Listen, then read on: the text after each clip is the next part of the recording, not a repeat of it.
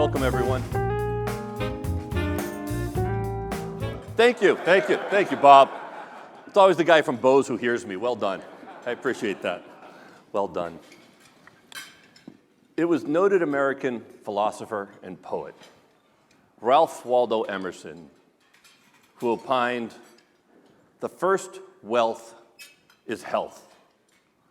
The first wealth is health." Now, I picture him sitting over at Walden Pond, just a couple miles from here, enjoying nature, thinking about life, and recognizing the importance of health, not only to oneself, but also to one's community. And it's that perspective where we are going to learn so much today from our keynote speaker and his host. So on behalf of Boston College and the Carroll School of Management, welcome to another Boston College Chief Executives Club.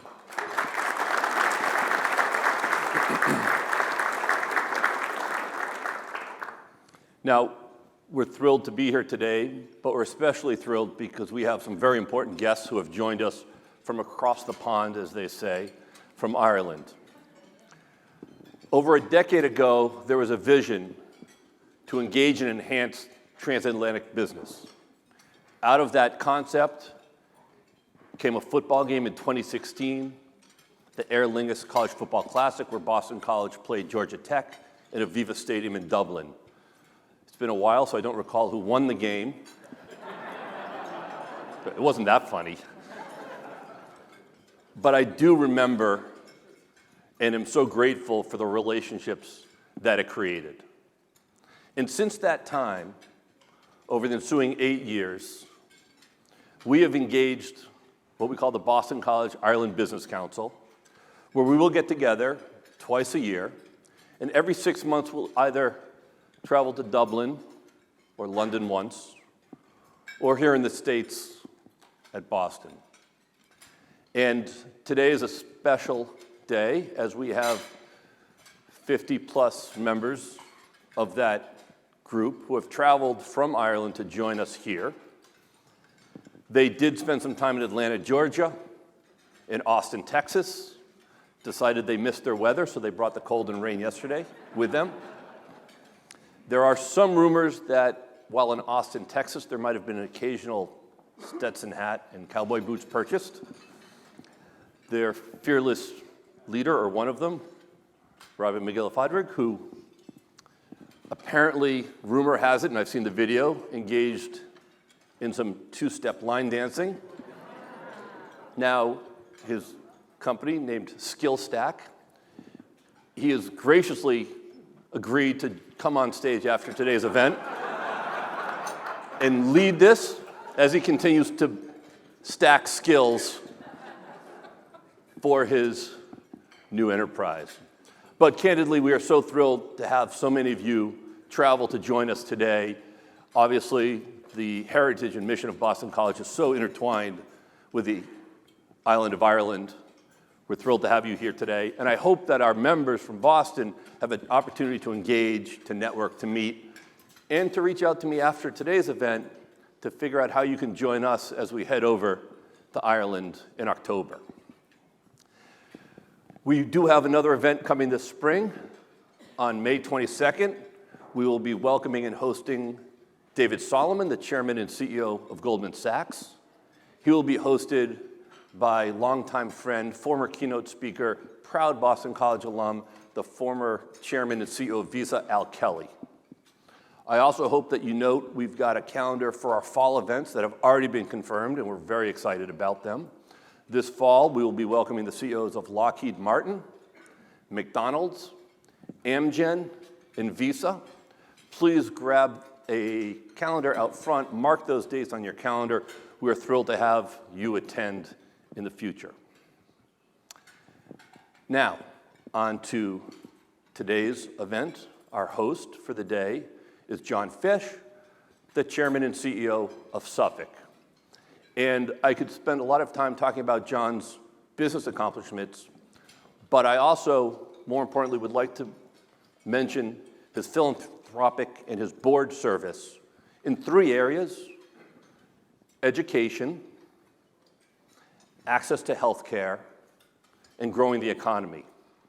It is the access to health care that makes him the ideal candidate to be our host today to engage in a conversation with David Cordani.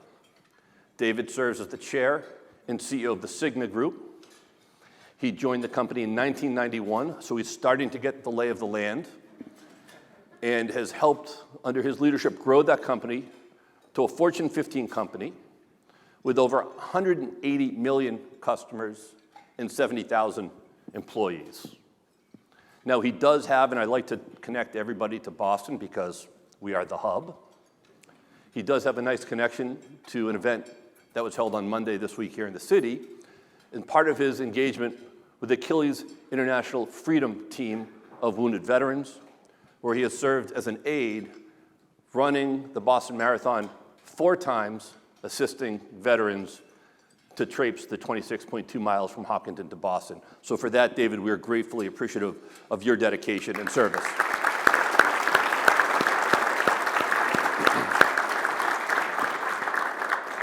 And the last number I'm going to leave you with is the number 5, because 5 is the magic number. 5 are the number of Boston College degrees that the children of the 2 men who will be coming on stage next have or will have in a couple of years. John is the proud parent of 3 daughters, each of whom has a degree from Boston College. I do have a personal favorite who took my class, who will remain nameless for now. And David is the father of a current junior and an incoming freshman. At this point, I'm going to invite David to come on stage. He's going to provide a brief keynote address. He will then welcome John on stage for a fireside chat, and they will open it up for Q&A from the audience. Thank you, David. Thank you so much. Good afternoon, everyone. Please continue and enjoy your meal, and even though we're going to talk a little bit about health, enjoy your dessert as well, everything in moderation. We'll come back to that.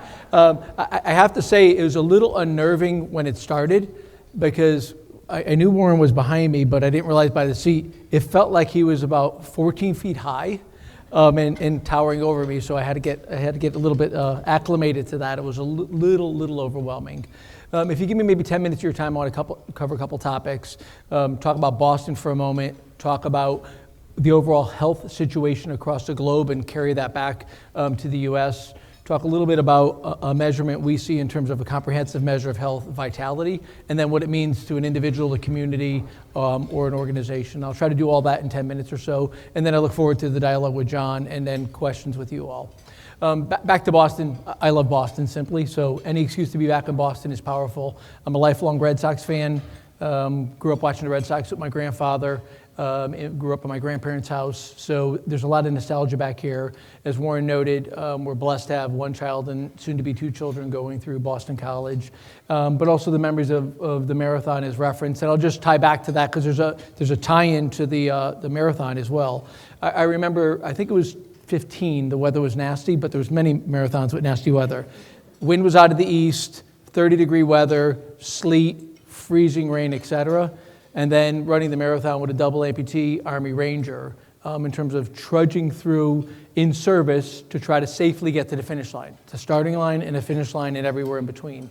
And what stands out, there's a variety of things we could talk about, but one thing that stands out is the power of community, because even in the horrific weather that took place, the amount of community support in this great city from the starting line to the end is like nothing I've ever seen.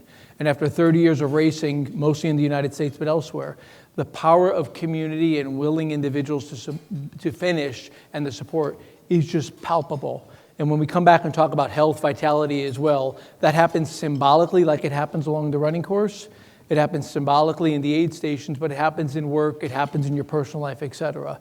And I was fortunate to come back year after year and be in service to a soldier and experience all that energy. I want to pivot across to the health situation across the globe. We're talking about this in the United States, but some of the trends are similar across the globe. Like it or not, the health status in America continues to erode or soften. Now, there's fundamental forces behind that, an aging of a population, and there's a graying that's transpiring around the world. But lifestyle and behavior have a heavy correlation. In fact, as validated through most sources, about 80% of all medical costs in the United States tied to a lifestyle or behavior. Drinking, alcohol, yes, no. If yes, in moderation, yes or no. Smoking, yes, no, that's binary. Physical activity, some or none. And then food intake in moderation or not. So we have a health status, but we also have a mental health challenge in the United States as well. 1 in every 5 individuals is confronting a mental health challenge. Yet we have an access challenge in terms of either not enough or a stigma relative to accessing. And we know that if physical health and mental health are being coordinated more effectively, medical health improves and overall mental health improves, as does physical productivity, personal productivity, and levels of engagement. This is not just a US phenomenon. It's similar in other OECD countries around the globe that we see some of the challenges. Now, there are bright spots, and we could talk about some of the bright spots through our conversation, but the bright spots typically require leadership at a company level, at a community level, at an organizational level, obviously at an individual level, and some peer support to come along with that. Let's shift gears and attach that to a theme of vitality. As a global health service company, we sought to be able to develop or design a significant comprehensive measure of overall health and well-being. In 2017, we fielded the largest body of work with independent researchers around loneliness and confirmed that there was a loneliness epidemic in our country. Fast forward to the present, we're now plus 2 years out of a vitality measure and a vitality index that could be measured at an individual level, at an employer level, at a city level, which I'll come back to in a couple of moments. You can measure it for a college, we can measure it for a country as we have. And we fielded it across the United States as well as 12 different countries. It's a comprehensive measure trying to understand overall vitality, what every one of us wants for our loved ones. A vital, complete, highly engaged life, measuring physical health, mental health, spiritual health, financial health, et cetera. What we learned from it is that in the United States, vitality is plateaued. It's fundamentally plateaued, and it's decelerated for some. What we were able to see with it is with high levels of vitality, take an employer as an example, an employer has higher productivity or engagement or performance. A community thrives if it has thriving employers and a thriving community. What do we all want? We want a thriving community. Take it back here in Boston. Boston's level of vitality is actually lower than one would expect. Lower than one would expect when you compare some of the underlying measures. Population on average younger than many cities, in part because of the wonderful college and university structure here. Income levels a bit higher. Education levels a bit higher. Levels of comorbidity a little lower. So oftentimes when you have an older population versus younger and higher comorbidity population versus less, the level of vitality moves up or down. But somehow in this marketplace, while those counterforces exist, the level of connectivity is a little bit more fragmented. Connectivity, as I've chatted with several of you before we started, is a powerful elixir relative to vitality. You know that in your personal life when we reflect on it. And it's connectivity like this. Oftentimes, it's not just connectivity like this in terms of being able to drive a level of vitality and thriving. So us as an organization, we don't do this to say we have all the answers. We do it as a means of guiding us to find the requisite level of answers for a company, for a community, for an organization, and importantly, work in partnership. And what I find very exciting about this gathering is the diversity of voices that you all represent. Because the diversity of voices that you all represent help this community be able to thrive, improve, maintain the status quo, or passively watch it erode.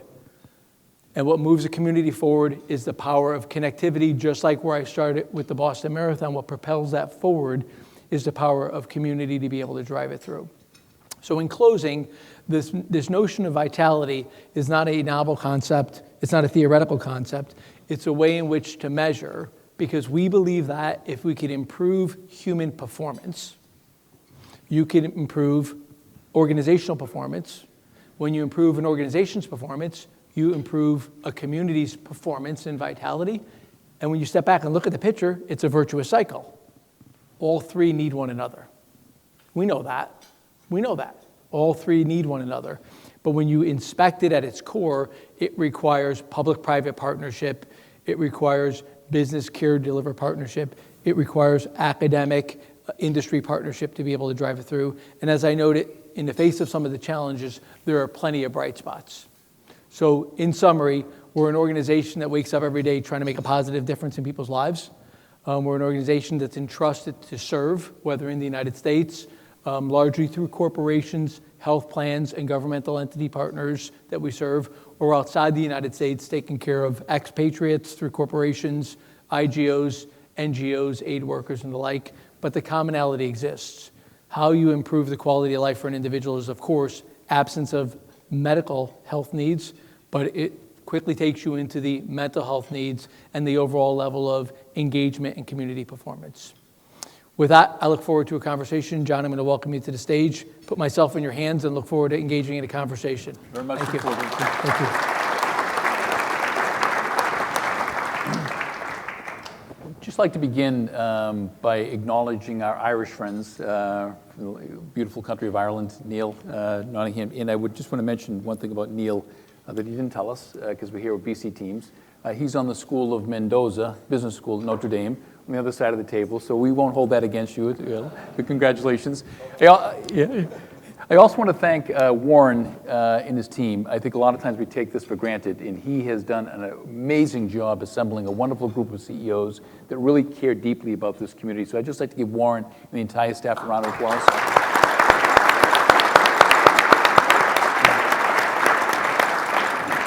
And one last comment, as chair of the board of Boston College, I just want to say with a sense of humility and appreciation, thank you for your support for joining us today. It means all the world for us at Boston College to be able to be the convener of these types of conversations that impact each and every one of us in our communities and our families as well. So again, thank you to yourself. David, I'd like to begin just by congratulating you. You know, obviously I did a little homework before we stepped on stage here. Be careful what you read. And it's just amazing the growth that Cigna's had over a period of time, and I'll talk a little bit more from a question point of view later on. But again, you know, top 15 Fortune 500 company in the country, which is an amazing feat. Largest company in Connecticut, and probably one of the strongest healthcare servicers, I think, in the world today. And again, congratulations to you and your entire organization. As you and I spoke, it's about a team. It's not about an individual.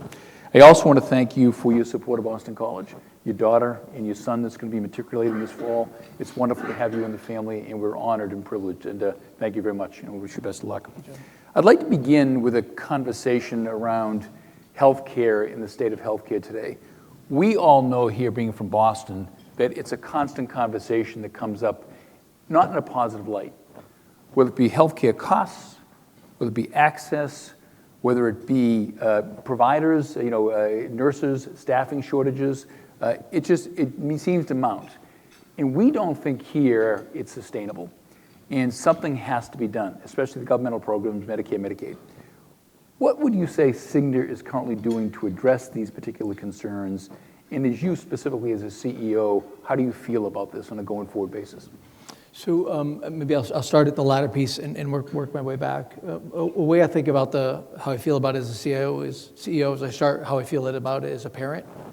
If you go back in time, every generation's afforded the next generation a longer, healthier life expectancy. My generation, current course and speed, will fail that. So I start with that challenge every day, staring in the mirror in terms of how do we drive change and harness the innovative power that exists to improve overall quality of life. Stepping back, the U.S., I believe passionately, is the best sick care intervention system in the world. People travel from all over the world to come here. I was mentioning to some folks in terms of we've had expatriates that we bring in from all over the world to experience some of the services in this great city alone. But oftentimes we lose sight of the fact that there's 4 groups of individuals in a population at any given point in time, and I'll try to attach that back. There's those that have an acute healthcare situation. In a perfect world, we want them to get center of excellence, evidence-based care treatment in the best possible way. That's the best overall value. There's the chronic population, evidence-based care, optimize the quality of life. There's 2 other groups. We think there's one other group. There's the healthy, that oftentimes we say, thank God they're healthy because we're not spending that much money on them. We need the money to spend on the sick. There's another group, the healthy at risk. There's 25% of any population that's at risk at any given point in time, that if the risks go unmitigated, will be in a chronic or an acute state in the next 2 years. How do we understand and intervene and improve their quality of life? And John, to attach it back, what we think about intensely is A, taking information to help try to keep people healthy, identify the healthy at risk and lower the risks, and then get the evidence-based care, but also increasingly work to align incentives where incentives are misaligned. Because alignment creates powerful leverage, misalignment creates erosion or friction. Alignment of incentives means with the center of care, the center of excellence. Alignment of incentives means rewarding people for helping to keep people healthy in the first place, as opposed to just spending dollars when sickness interventions transpire. It's easier said than done, but when we see bright spots, the bright spots exist and when that continuum works for the acute, for the chronic, for the healthy, and for the healthy at risk. And it's working together. It's having intellectually honest, fact-based conversations, using information, aligning incentives, locking arms, trying to improve people's lives, and then sharing the benefit with everybody involved. The patient, the employer if they're financing, the healthcare professional, and then for our company, having a sustainable return, which is 4 to 5%. I was at the Wall Street Dinner Council last evening in New York. It's hosted by Boston College on an annual basis. And Karen Lynch, the CEO of CVS was there, and she was our honoree, Presidential Award. And, I mentioned to her that we were speaking today, and she said to me, ask David about incentivized value-based care. And I know we've all heard about that, but at the end of the day, to me, that seems to what you pointed out to be really what we have to attain as a system. Because you sit back and say to yourself, we spend $4.5 trillion a year, almost 17%, 18% of our GDP on healthcare. And I think a lot of us would argue we're not getting it right. So can you talk briefly about that Sure. incentive-based value care? So value-based care is first, our industry makes up acronyms every day, VBC. We just manufacture acronyms. So value-based care, let me define what we see it as, because some people convert it to mean that organizations like ours own physicians and then drive alignment through the ownership, and then through the ownership do some revenue management. For us, it's not ownership. It's alignment of incentives, taking evidence-based care, understanding what the baseline measure is for a given patient population. It's having then incentive alignment that you pay more for higher quality, dynamic sharing of information, and importantly, in many cases, sharing clinical resources. Could be home healthcare professionals, could be behavioral health professionals. We operate one of the largest behavioral health organizations, both virtually as well as physically. In home care, we do in-home infusions, but it's aligning the incentives that work along the way to be able to generate better outcomes and working hand in glove. And those are some of the bright spots. The bright spots that exist around value-based care, and I'll end with a tangible anecdote. We're even able to drive value-based care programs back with pharmaceutical manufacturers, which if you read the headlines would do this. They show butting of the heads. People need to step back and say, how do we generate alignment? So for some of the higher cost pharmaceuticals, you want the rewards to be paid based on the clinical outcomes, not just the consumption, and the continuity of care to generate the physical outcomes. So we work hand in glove with some pharmaceutical manufacturers on some of the higher cost interventions to identify the right patient, the care coordination, and to generate the outcomes. So it's outcome-based, not consumption-based. It's not this, it's this, locking arms. It's using incentive alignment, information, and care resources to try to generate the best possible outcome for a patient, but do it together, as opposed to too many people in our industry, in many industries you may have seen before, like to do this. That doesn't work. That doesn't work. In the business world, I think we refer to that as a meritocracy, at the end of the day. Speaking of that, I think we talked about cost of healthcare, not sustainable. We've talked about access. We've talked about staffing shortages. And we are going to talk about mental health. One of the big issues going on today is prescription drugs. And some of the different drugs that are out there right now, the cost of those drugs are almost unattainable for a lot of the population that exist. And one of the examples I'd like to talk about is a therapy being like $15,000 for a dose, so to speak, so what a chronic to deal with a chronic condition. And I know there's a thing called biosimilar that they're working on these different therapies that are similar to the drug, but they're generic in many respects. That's a term that I'm going to use. And one of the drugs when I was researching was Humira, which I wasn't familiar with. And apparently they had IP for almost 20 years, and they had no competition out there to deal with it. And they were able to charge the rates for people, and it was unaffordable for many, many categories of people. And can you comment a little bit on biosimilar manufacturing therapies And where do you see that entering into our business today, and where do you see it in the next few years going forward? Yeah, so back just grounding of data, the U.S. lags the world in use of biosimilars. If the U.S. used the same amount of biosimilars per capita as the OECD countries, it would be about a $300 billion annual savings per year to be able to contribute for other aspects of care. So data point one, the good news is this is not on the kind of bleeding frontier. Other OECD countries have figured out how to drive some leverage here, point one. Point two, biosimilars come in with incentive alignment. So how do you get the incentive alignment to be able to utilize the biosimilars? And if you take Humira, now we have interchangeable biosimilars in the United States. There's more choice. You afford the choice. The brand manufacturer has lowered the pricing because of the biosimilars. And we are a company that believes in choice. So we offer our clients, whether it's a corporation, a health plan, a governmental entity, choice of the biosimilar versus not, and then work with the prescribing medical professional. As you go forward over the course of the next several years in the United States alone, there's about $100 billion more of biosimilars that will come online and present additional choice. We see that as a net positive because it presents the opportunity to create additional capacity for other innovations that will come forward with not $15,000 drugs, $100,000 drugs, $1 million drugs, or a $4 million drug that was just approved for a specific purpose and use. So it presents a lot of opportunity. Last point I would note, it's not as simple as when we've lived through the brand generic oral consumption. Biosimilars are a little bit more complex. There's interchangeable, non-interchangeable, but the clinical coordination that needs to happen around the biosimilars needs to be quite coordinated. That's back to in partnership with the prescribing physician.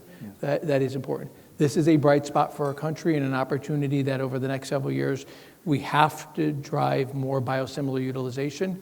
Not a negative to any manufacturer, more in terms of it's the natural innovation curve, and it creates more capacity to be able to pay for some of the new interventions that are curative, in some cases life-saving. Yeah. Guests like the CEO of Dana-Farber, Lori Glimcher, who's with us, Ann Klebianski, the CEO of Mass General Brigham, David Brown, the president of Mass General Brigham, then John Fernandez from Lifespan over here, and there might be other clinicians and researchers and administrators here today, but it's a fascinating conversation because I think that everybody's grappling right now, how do we contain cost or lower cost, with keeping in mind, it's all about keeping the patient first.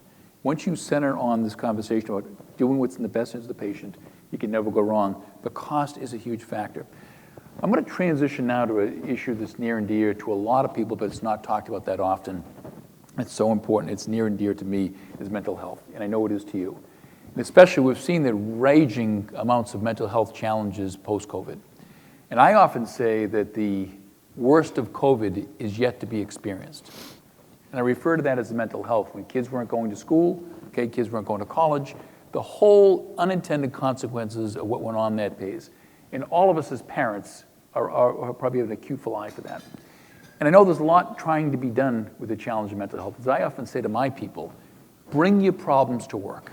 We all have issues. OCD, ADD, all our families have issues.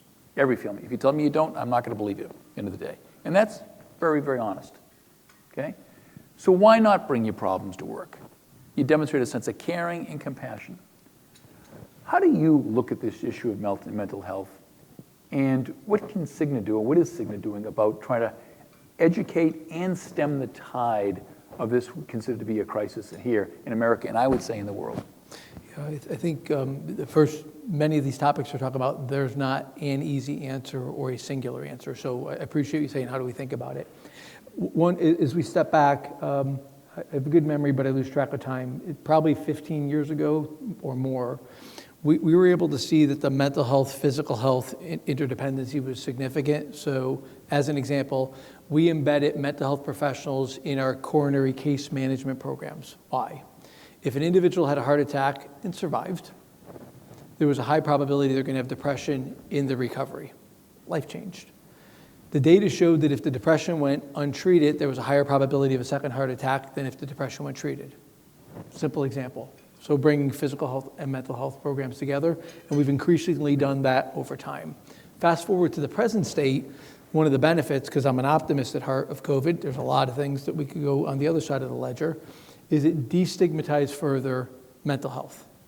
Some people say, well, we've seen that there's a mental health problem. No, there's a mental health problem beforehand. It accelerated yet even further, but it destigmatized it a little further.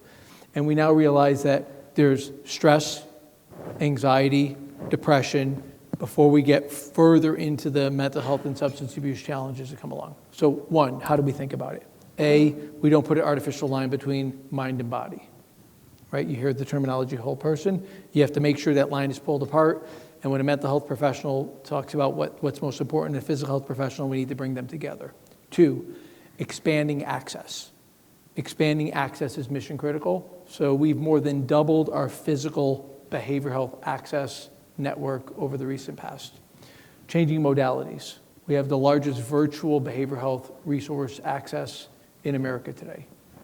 Third, we actually launched the Cigna Behavioral Group where we're seeking to organize, not own, organize independent mental health professional practices that typically have one or two doctors or therapists, take the administrative burden off their desk, bring them new technology around scheduling, tracking outcomes, et cetera, to expand their ability to support their panel and help have better coordination of care that comes along. Those are examples of what we've been taking along the way to expand overall care access. An and piece, I would knock down on it, and I appreciate your comment of bring your problems to work. We are passionate supporters of the employer-sponsored system in America because employers have the ability to create a micro-community. Employers do create a micro-community. The question is, do you leverage the micro-community? Employers have peer support, peer pressure, communication infrastructure, incentive alignment, disincentive alignment, a lot of tools that can be brought to bear. We could see within employers who have active community giving programs and inclusion programs, the mental health burden is a little less challenging, right? Because the vitality is a bit higher. We see employers that say, bring your problems to work, right? The problems abate at a more accelerated level. They don't go away, yet those problems are not cast across to coworkers as well. We see that employers who acknowledge the fact that it's not just the employee, it's their family unit that they're accountable for. And if there's an issue within a family unit, there's an issue with the employee. So we like the programs through those lenses. So reducing stigma, coordinating mental and physical, expanding access through the traditional level of network, challenging and acknowledging that technology brings on its own challenges of disconnection, using it as a modality of connection, and then helping mental health professionals being able to expand their reach from their practices by removing some of the burden are examples of what we're doing. Thank you for that thoughtful answer. One comment I would make is about from a leadership point of view, which we all think about as CEOs, carrying the discussion, convening the discussion about mental health is leadership at the end of the day. And I think what's happened post-COVID, a lot of CEOs have begun to normalize that conversation in the workplace. And I think if it can be had at the workplace, I think the amount of progress we can make as a system, as a country, as a community is substantial at the end of the day. And I applaud people having the confidence and the ability to have those type of conversations because it's, I think, the number one agent out there that could really cause us a lot of problems if we don't really address it the way we're doing it right now. And so I just want to say thank you for your leadership in that end. And David, what I would say is I know you're not an individual that would like to give yourself any type of accolades or you sort of stand on ceremony about your successes you've had, but you've had some tremendous successes, not just with your family, but with your business. Both from a loyalty point of view, which we don't see that often, 1991 at Cigna, which is amazing. The growth of Cigna since 2009, okay? And you take a look at some of the stats. And again, if you can't measure it, you can't manage it. Doubled the stock value of the company. The current company right now is over a $200 billion revenue stream and a $100 billion market cap. That doesn't happen overnight, and that doesn't happen without leadership. And I know you don't want the credit, and you're going to tell me it's a team, but when I talk to some of your teammates, they tell me the example you set from a leadership point of view and the culture way you set it is pretty inspirational. Talk to me about what you're more comfortable talking about, Cigna's success. And then second, talk to me a little bit about how you do what you do, if you don't mind. How are you doing on time? Are you running out of time here? I'm watching the clock. Yeah. So I appreciate your kind comments. We've had a significant amount of growth. The way we talk about growth in our company, growth means more lives to serve, more impact to have, more resources to invest in the virtuous cycle. We talk about it through that simple lens. So stepping back, in 2009, our company, which is 200 years of history, if you track back to the two founding organizations of Cigna, INA 1792, Connecticut General 1865, they came together in 1982, so there's a lot of longevity. But from 2000 to 2009, it had about zero growth. And growth essentially means that the market, those you serve, see value in what you do, ultimately.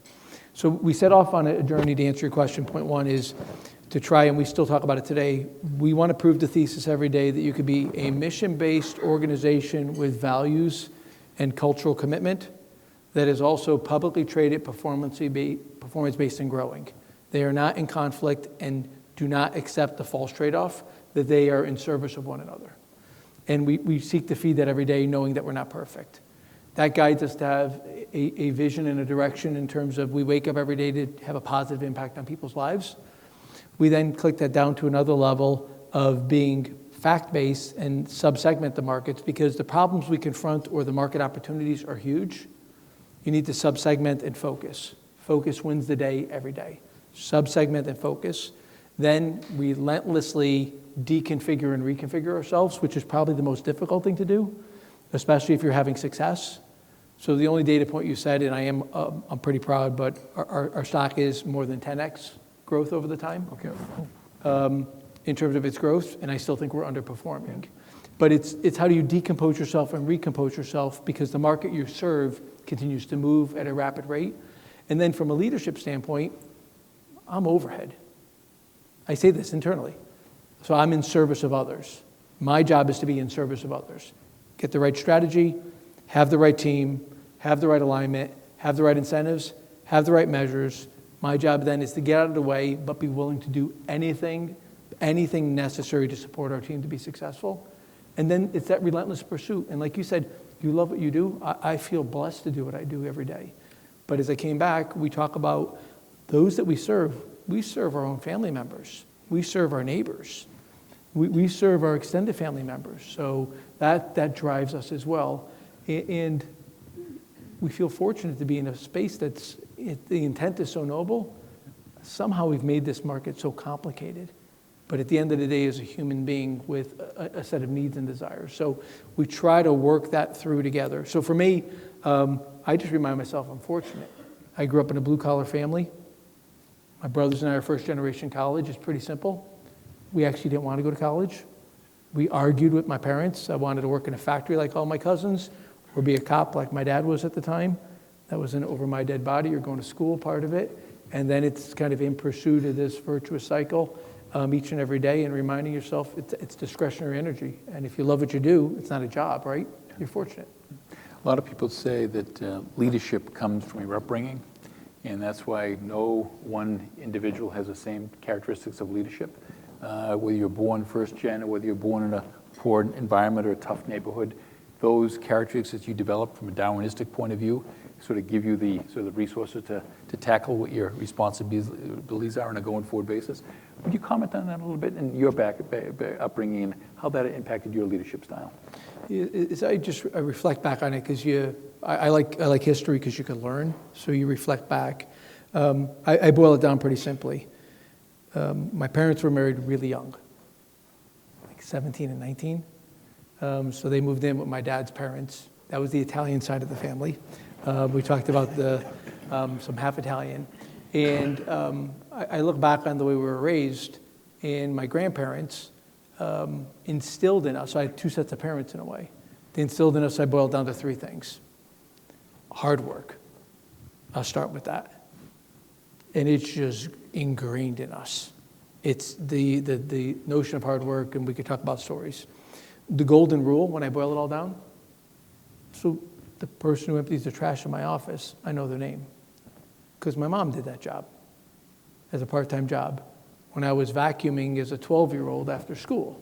And I watched when people in the office looked at my mom like she was a second-class citizen. So the golden rule, and then a sense of community and giving back. It was a pretty basic recipe. And when I think back about it, it serves you pretty well. Because nothing we confront is easy, so hard work helps a lot. The golden rule tends to rule the day. Forget title or whatever. and then your sense of community and responsibility to give back and make a difference.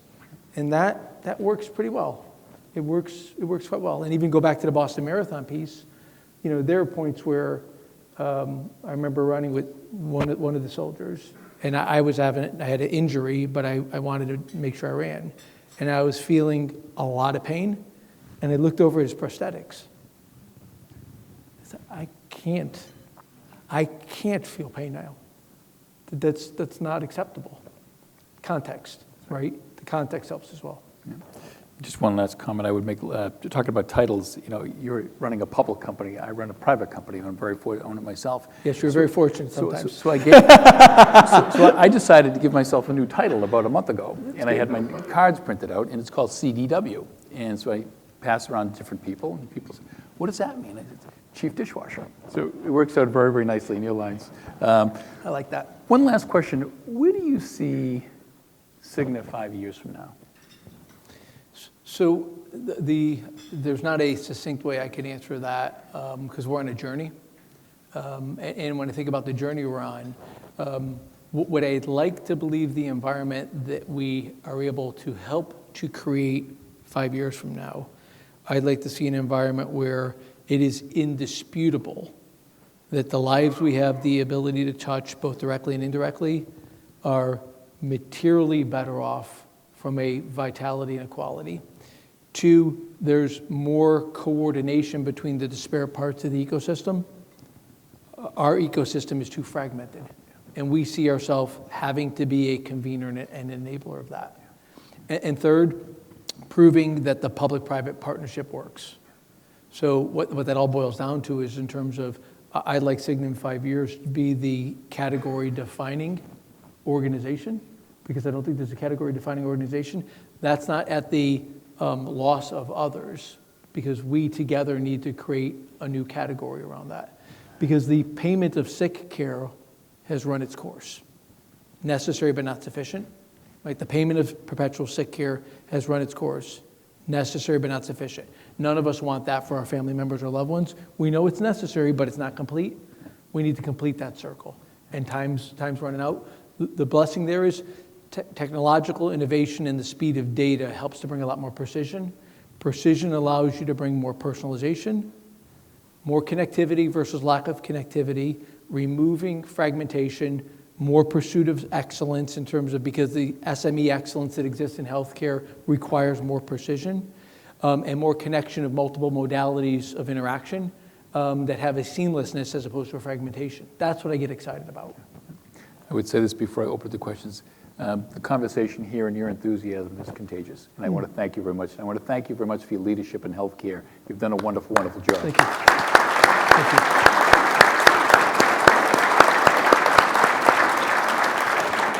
I'd like to now open up to our audience. We've heard a lot about leadership. We've heard a lot about healthcare. We've heard a lot about commitment and community and so forth. And I'd like to hear if you have any questions for David.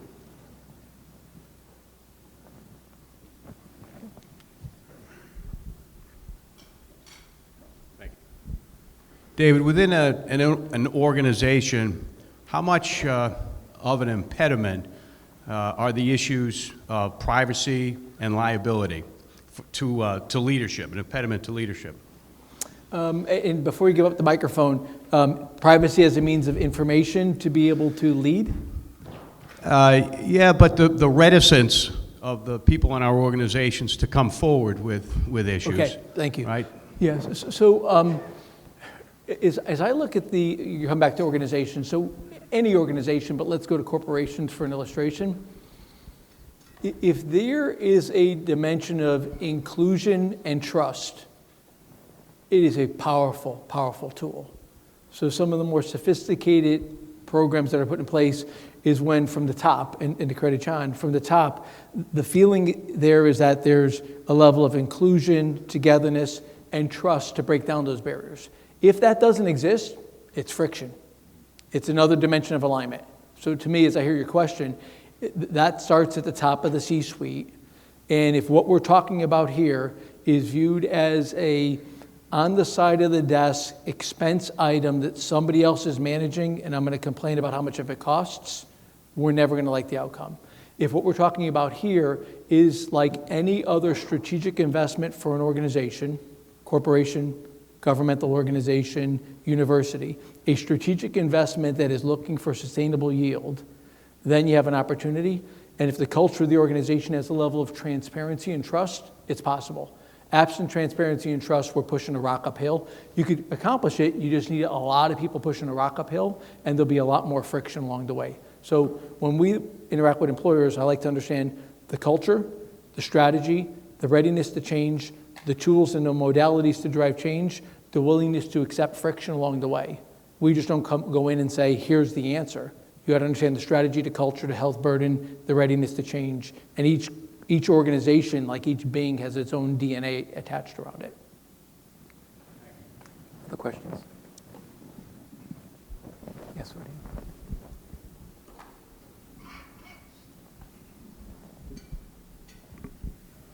David, thanks so much for your innovative leadership. It's so appreciated. As we listen to you, one of the things that came to mind for me is our own community and the challenges that we face, as many urban areas face, when it comes to disparities in health. There's a study that Northeastern University produced, subtitled, "Two Stops on the Orange Line." When you look at the health, the lifespan of those in Roxbury, primarily Black community, it's 59 years. Those in Back Bay could be as high as 92 years. How do we come together from a corporate perspective, nonprofit perspective, and government perspective to ensure those disparities are addressed? Yeah, not a silver bullet answer, but I'll give you some thoughts. And we think about this daily, regularly, and continue to test and evolve as an organization. One, at its core, we believe all healthcare is personal and all healthcare is local. So you start with that. It guides us to the core of what you just said, because you have to get ultra localized and ultra personalized to understand it.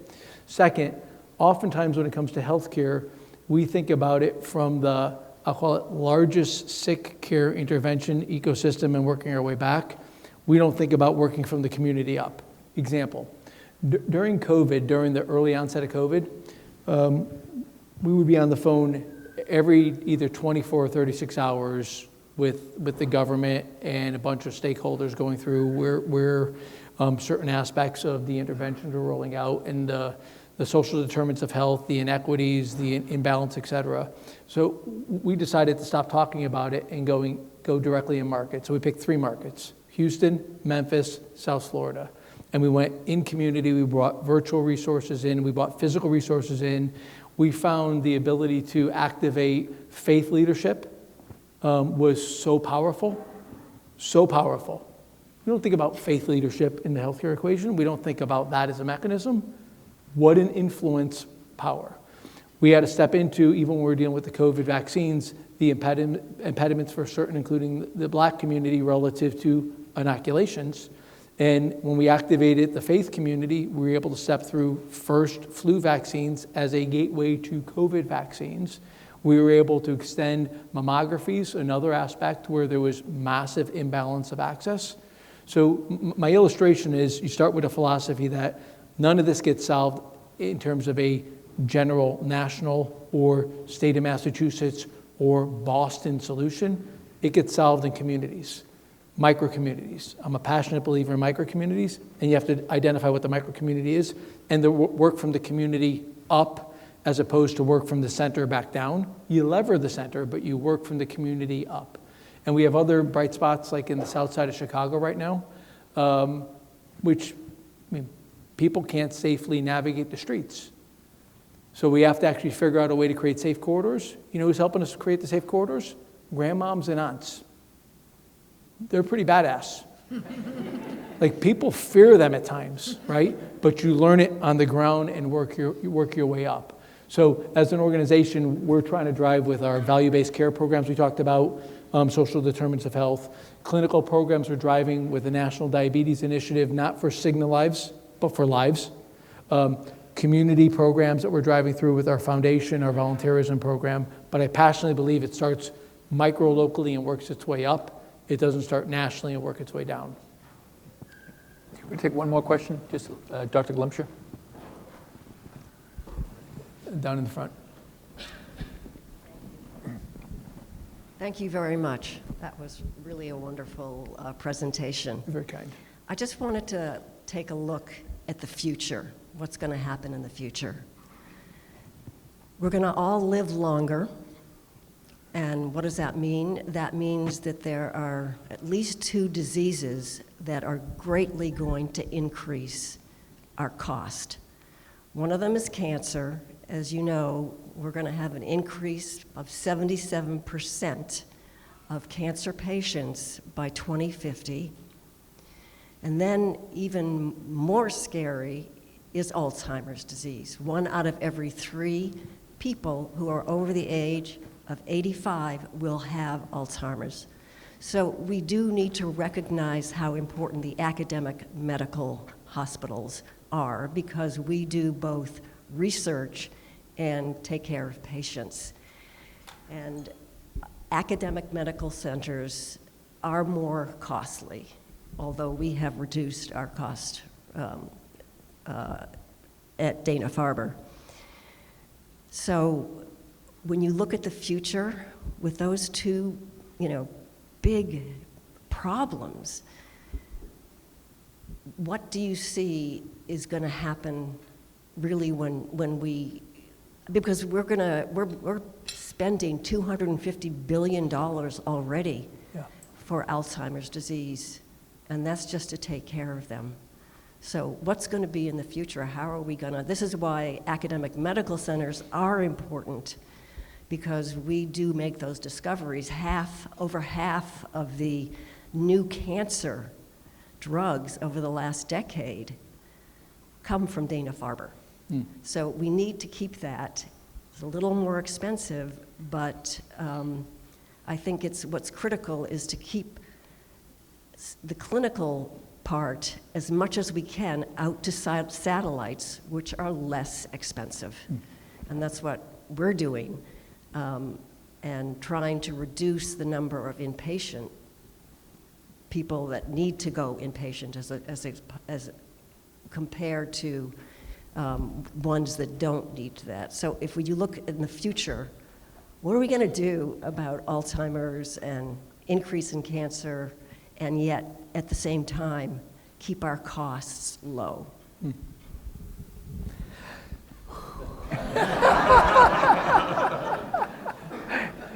It's actually a great kind of question and pause for all of us, right? This to lean into. I feel very fortunate when John asked the question earlier, he asked me in 5 years. Now you just took it out to 2050. So thank you. So let's step back, reiterate a couple points that I think we discussed and were raised. First, a background point. Again, I lose track of time. I have blessed with a pretty good memory, but I lose track of time. If anybody has ever heard of the Dartmouth Atlas, the Dartmouth Atlas was done to document what happens in the United States in the last 6 months of life in terms of care consumption, and what are the outcomes. Folks should go back and do a little reading on it for 15, 20 minutes. It's not good. We lead the world in terms of spending and care consumption in the last 6 months of life with non-discernible outcome differences in terms of longevity or quality of life. I raised that because embedded in your question was having the right access to care and affordability and services at the right time, and we need to understand it. In fact, the Dartmouth Atlas went so far to say where there's more supply of care, there's more consumption of care versus less supply of care versus consumption of care. Now let me back up to the core. I think as I heard you ask the question and make the statements, in part was part of the answer is we all need to be, and I say we, you, our organization, Sarah to your right, across the table, the pharmaceutical manufacturers, relentlessly aligned and oriented around identifying and generating more efficiency to create more capacity to pay for and provide access. So that might mean moving services from inpatient to outpatient, outpatient to freestanding, freestanding to physician's office to home, or home to virtual. Those are mechanisms of moving care to create more capacity along the way. It means more precision relative to center of excellence utilization, where under certain diagnoses the centers of excellence exist. It means in certain ways being able to see the risk of cancer before the cancer diagnosis manifests itself. If you all haven't seen the headlines, cancer is starting to onset at a very young age in our country at an alarming rate that no one could correlate back to. There are lifestyles and behaviors that have high correlation to certain onsets of cancer. If we allow it to continue on its current course and speed, I fear that we will all be knowingly or unknowingly living in the I Love Lucy Candy episode. We know the conveyor belt is continuing to move faster, and we are watching it and not doing something different. So the optimistic part of my brain says the awareness of what you just said is growing. Information is becoming much more precise as I talk with organizations relative to the level of precision. David, you and I were even talking about pieces of it, the level of precision relative to driving improvement. Value-based care in the pharmaceutical side of the equation of paying for outcomes, not just consumption, are going to have to continue to move on a more accelerated basis to create capacity as we go forward. Because I agree with you, as we live longer, the risk of what you just articulated grows meaningfully. And at least in this society, the US society, over rationing of care is not our norm. In the other OECD countries it is. In the US to date, it is not. And so long as we do not want that to be the norm, we're going to have to use the US ingenuity around efficiency and innovation, I believe, to drive forward. So I end on that with optimism. I'm optimistic that the use of information, the movement to get more alignment, the realization that some of what we've done in the past, while noble, isn't necessarily going to work in the next 5 years, let alone 30 years as we drive forward. And so long as we have an environment of continuous improvement that the U.S. has largely had in mostly every ecosystem in our country, we'll put ourselves in a better position. Not perfect, but in a better position as we go forward. Thank you for that. Please give David a thoughtful round of applause.